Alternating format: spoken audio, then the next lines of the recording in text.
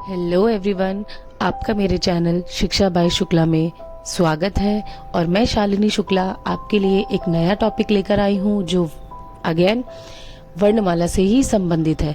पहले तो हमने वर्णमाला पढ़ा था, अब हम करने वाले हैं उसी से संबंधित व्याकरण के दूसरे टॉपिक, जिसमें से हमारा पहला विषय है, विषय वस्तु जो है हमारी वो है द्वित्व व्यंजन। जैसा कि मैंने आपको पिछली वीडियो में बताया था कि बच्चों को जब मैं पढ़ाती हूँ, जैसे 7वीं 8वीं क्लासेस में आके जब मुझे पता चलता है कि बच्चों को वर्णमाला याद ही नहीं है, तो जब उन्हें वर्णमाला ही याद नहीं है तो उन्हें द्वित्व व्यंजन या संयुक्त व्यंजन या संयुक्ताक्षर या अनुस्वार और अनुनासिक इनके बारे में कैसे पता होगा।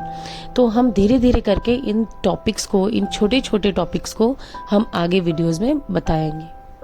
जैसा कि मैंने बोला कि ये टॉपिक्स बच्चों को कैसे समझ में आएंगे, तो इसके लिए मैं पर्टिकुलर अलग अलग वीडियोस इन टॉपिक्स पर लेकर आऊंगी।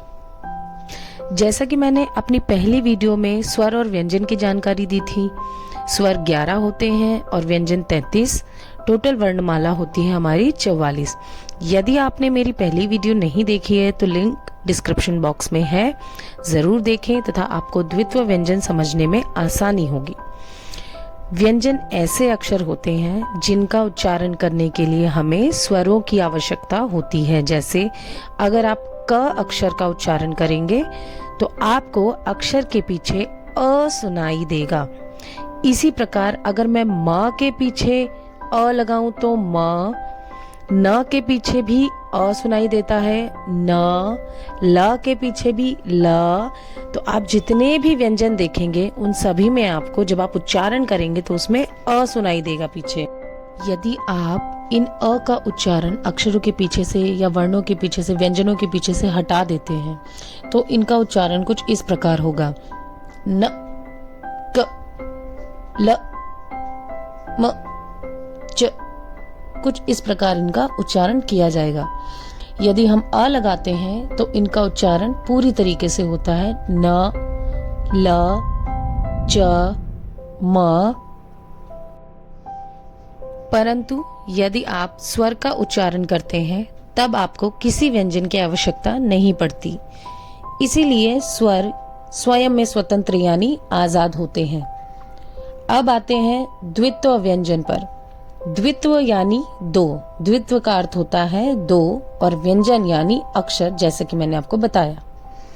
अर्थात दो सेम यानी समान व्यंजन, जिसमें पहला जो व्यंजन है वो आधा आता है, मतलब अ के बिना, जिसका उच्चारण मैंने आपको सिखाया था ज, ल, म। पहला व्यंजन वो होता है, और दूसरा व्यंजन जिसमें अ अक्षर के पीछे सुनाई देता है, जैसे ज, ज और ज, ज, ज। इस प्रकार दो समान व्यंजनों को, जिसमें एक व्यंजन आधा और दूसरा पूरा होता है, को द्वित्व व्यंजन कहा जाता है। अब तक हमने सीखा कि पहले वाले अक्षर के पीछे से अ हटा हुआ है और दूसरे वाले अक्षर के पीछे अ हमें सुनाई देता है। तो जिन भी अक्षरों के पीछे अ का जो ध्वनि है, आ का जो साउंड है, वो अगर हट जाए तो मतलब वो अक्षर आधा होता है। तो आधे वाले अक्षर का उच्चारण हम किस प्रकार करते हैं ये भी मैंने आपको बताया। तो हम उसका उच्चारण आधे ही तरीके से करेंगे, जैसे क, ल, म। पीछे का अ हम हटा ही देंगे। तो अब इसका उच्चारण कैसे करते हैं? पहले वाला जो आधा अक्षर है उसके ऊपर हम प्रेशर डालकर दूसरे वाले पूरे अक्षर तक उसका उच्चारण खत्म करेंगे।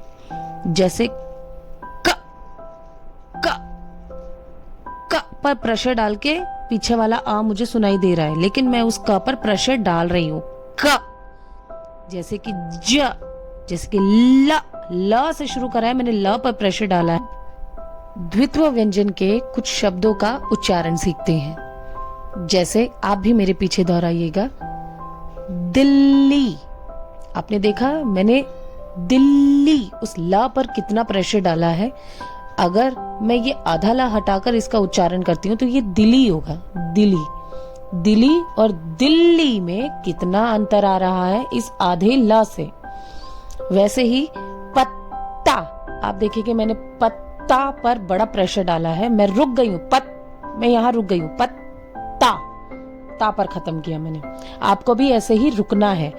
खट, ट पर रुकिए, खट्टा। गन, मैं ना पे रुक गई हूं, गन ना, गन्ना। सिक्का, आप देखेंगे क पर मैं रुकी, मेरा जो सिक है वो रुका हुआ है, सिक्का। का पर मैं चालू हुई हूं, चम्मच, चम्मच। ऐसे ही पल्लव, पल्लव। सम्मान, सम में प्रेशर है, सम्मान। चक्की, चक्की। आपने देखा कि किस प्रकार से इन शब्दों का उच्चारण होता है। इसी प्रकार आप भी कुछ शब्दों को स्वयं अपने आसपास देखकर या किताबों में ढूंढकर उनका उच्चारण करने का अभ्यास करें। यदि आपको मेरी ये वीडियो अच्छी लगी हो और इन्फॉर्मेटिव लगी हो तो आप इसे लाइक करें और शेयर करें। मिलते हैं नेक्स्ट वीडियो में एक नए टॉपिक के साथ, तब तक के लिए टेक केयर।